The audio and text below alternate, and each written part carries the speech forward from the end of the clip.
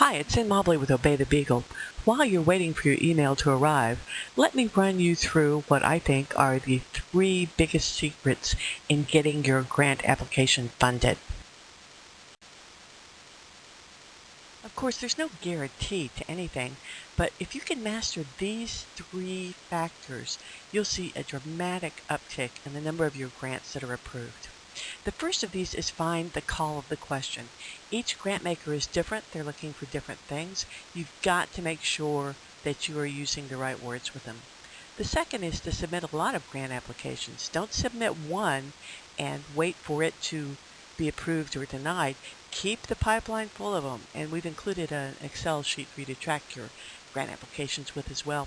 The third thing is to have a lot of solid, specific numbers.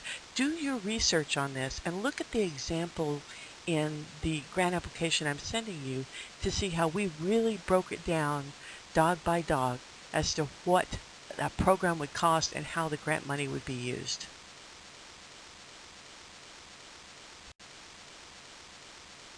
Think back to your high school days, and you may remember somebody talking to you about the call of the question. In its simplest terms, that means if the question is, what color is that dog? Your answer should not be 7 years old. Your answer should be brown or brindle or whatever. Look at specifically what the question, and in this case, what the grant maker is asking for. It's no more complicated than looking at the specific words that are used and making sure in your narrative that you use those words and address those particular factors.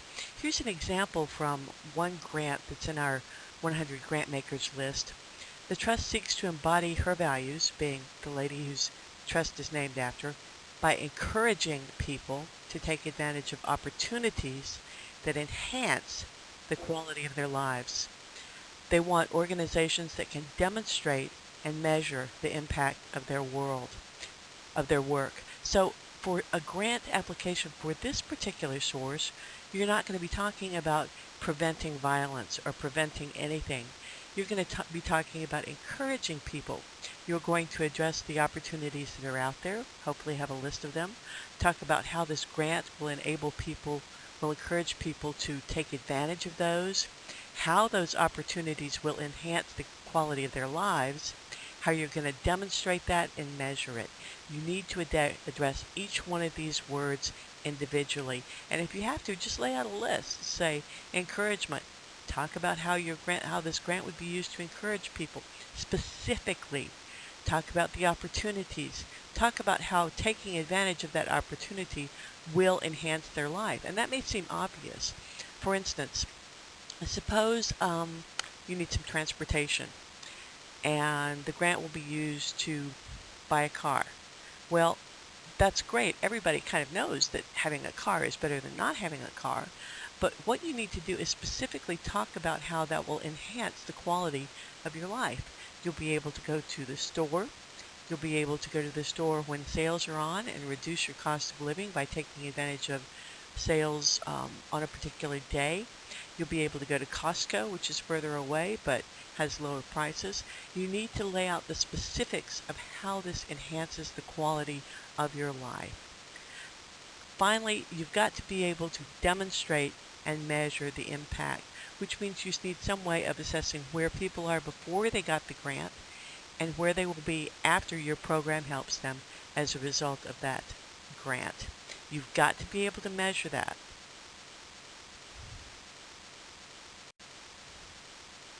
You've got to submit a lot of grants. You can't sit around and wait for one to be approved or disapproved and then go on to the next one. And the only way to really do this is work up a template.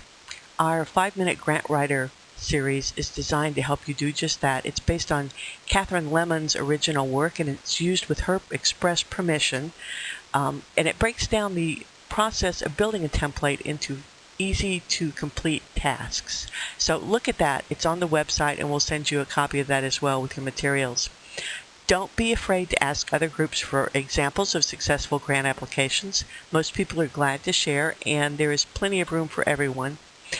Each time you work up a grant, though, don't forget to customize it. I mean, you may have a template, but you can't just send that template to every single grant maker on this list, you have to go look at their specific call of the question that we looked at earlier, see if they want to prevent something, encourage something, establish something, see what their particular interest is, and customize that template. But that said, once you have the template, it's much easier to customize it than it is to start from scratch each time.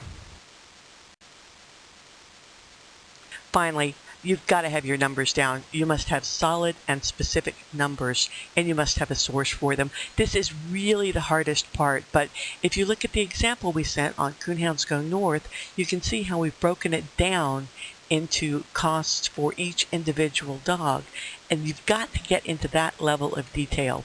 If it is for a transport program, break it down by mile. If it's for a vetting program for dogs, then do your homework. Call around, get a range of prices, see which place you'll be using for it, and get the exact numbers. Include price sheets if you can to show that you've done the work.